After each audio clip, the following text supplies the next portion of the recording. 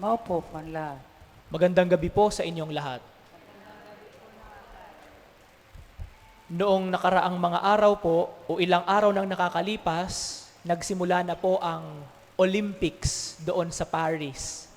Sa atin po sa Pilipinas, mayroong I think 22 na members ng ating Olympic contingent na pumunta sa Paris para mag-attend sa iba't ibang larangan ng sports. At ang inaabangan ng Pilipinas ngayon, kung sino yung mag-uuwi ng medalya. Sino ang una o sa lahat ng ating members ng ating Philippine contingent ang makakakuha ng medalya. Sa swimming, natanggal na po tayo. Wala na po tayong atleta doon. Sa boxing po sa babae, may isa na lang po na nananatili at hopefully siya ang mag-uwi ng medalya. Sa weightlifting po, wala na, tanggal na rin ang ating mga pambato doon, maging sa boxing ng lalaki. So ang inaasahan na lang ng Pilipinas, yung boxing ng babae at yung rowing, I think, rowing. Hindi ko alam, yung may pangatlo pa na isa.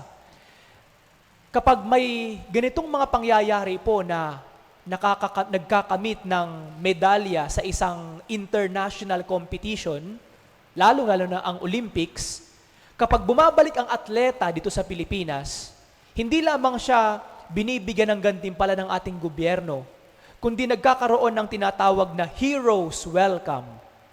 Mula sa airport, paglapag pa lang niya sa eroplano, sinasalubong ng iba't ibang mga tao, kinukongratulate, pinapalakpakan, sinasabitan ng garland, at minsan pa nga, ipinaparada pa. Nagkakaroon ng motorcade palibot sa Maynila, may courtesy call sa presidente, at kung taga saan man siyang lugar, mayroon ding heroes welcome sa kanya doon. Hindi po ganito ang pagtanggap kay Jesus. Nung siya po ay bumalik sa kanyang sariling bayan, hindi po bayani o hero ang tingin sa kanya. Ayon sa Ebanghelyong binasa, nung bumalik siya sa kaniyang sariling bayan sa Nazaret, pagkatapos nilang marinig ang kaniyang mga kababalaghan na ginawa sa iba't ibang lugar sa bayan ng Israel, maging sa mga hentil na mga bayan, nung bumalik siya sa kaniyang sariling bayan sa Nazaret, iba ang naging pagtingin sa kanya ng kaniyang mga kababayan at mga kamag-anak. Hindi heroes welcome. Ang tanong nila, sino ang taong ito? Saan niya kinuha ang mga karunungan na kaniyang sinasabi at ginagawa? Papaano siya natutong na magpagaling ng mga may sakit? Merong pagdududa ang nangyari sa kaniyang mga kababayan at sa kaniyang kamag-anak. Actually, hindi lamang niya sila kababayan, kamag-anak pa. Dahil nung panahong iyon, maliit lang ang bayan ng Nazaret, at sa liit ng bayan na yun, magkakamag-anak ang lahat ng tao doon. So pwede nating sabihin na ang kanyang mga kamag-anak, hindi sila naniwala sa kanya. Ang kanyang mga kamag-anak, ang pagkakakilala nila kay Jesus, wala nang iba kundi isang karpintero. Dahil ang kanyang ama ay isang karpintero. At hindi nila lubos maisip na yung kanilang kilala na Jesus ay mangangaral ng mabuting balita, magpapagaling ng mga may sakit. Dahil hindi naman siya eskriba, hindi naman siya pariseyo na eksperto ng batas ni Moises. Siya lamang ay isang ordinaryong tao tulad nila. Kung sa atin pa ngayon, ang sasabihin siguro natin ay, sino ba siya? Ano ang meron sa kanya? Baka nga siguro, ang sabihin pa natin sa kanya ay, napakayabang naman ito. Na pagbalik niya sa kaniyang lupa na pinanggalingan, mangangaral siya ng mabuting balita. Mangangaral siya tungkol sa Diyos, na hindi naman siya nag-aral ng mga bagay tungkol sa Diyos. Ganito po ang pagtanggap kay Jesus ng kanyang mga kamag-anak at mga kababayan. Hindi nila binigyan ng kanilang sarili ng pagkakataon na pakinggan ang kanyang sinasabi. Kaya nga para kay Jesus, dahil hindi sila naniwala sa kanyang sinasabi, walang salita na makapagpapaniwala sa kanila, maging ang kanyang gagawing himala o kababalaghan o pagpapagaling sa kanilang mga may sakit, ang makakapagdala sa kanila na maniwala sa Kanya.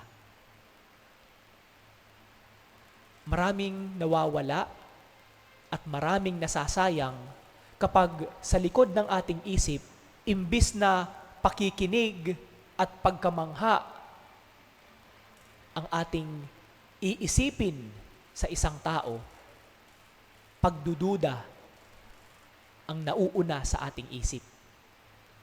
Huwag sana nating sayangin yung mga pagkakataon na, oo, mayroong mga eksperto tungkol sa usapin sa pananampalataya sa ating simbahan. Andun ang mga obispo, andun ang mga pari, ang mga relihiyoso, at mayroong ilang mga laiko na nag-aral ng teolohiya na pwede nating pakinggan at paniwalaan ang kanilang sinasabi. Ngunit, hindi natin pwedeng sabihin na walang mga ordinaryong mga tao na niliwanagan ng Espiritu Santo at binigyan ng Diyos ng kakayahan dahil sa kanilang sinasabi o sa kanilang ginagawa upang ipangaral ang salita ng Diyos.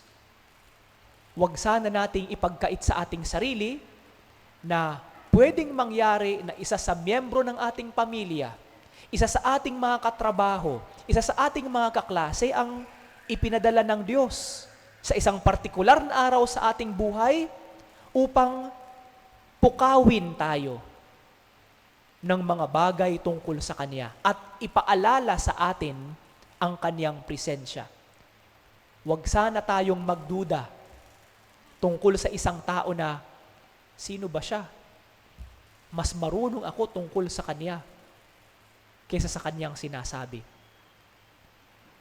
Meron man silang mga kahinaan, meron man silang mga nagawang kasalanan, pero hindi natin pwedeng questionin kapag ang Espiritu Santo ang nag-inspire sa kanila na that particular time sa ating buhay, ipangaral niya sa atin ang mabuting balita o di kaya ay makita natin sa Kanya ang Diyos na ating sinasamba. Now, dumating man sa punto na makita natin sa ibang mga tao, pari, obispo, o mga ordinaryong mga tao na hindi nila ginagawa kung ano ang kanilang pinag-aralan o kung ano ang inuutos sa kanila ng Diyos. Sana po maalala natin ang sabi ni Jesus sa Ebanghelyo ni San Mateo. Sundin ninyo ang kanilang sinasabi, gawin ninyo ang kanilang iniuutos. Pero wag ninyong tularan ang kanilang ginagawa dahil hindi nila ginagawa ang kanilang ipinangangaral.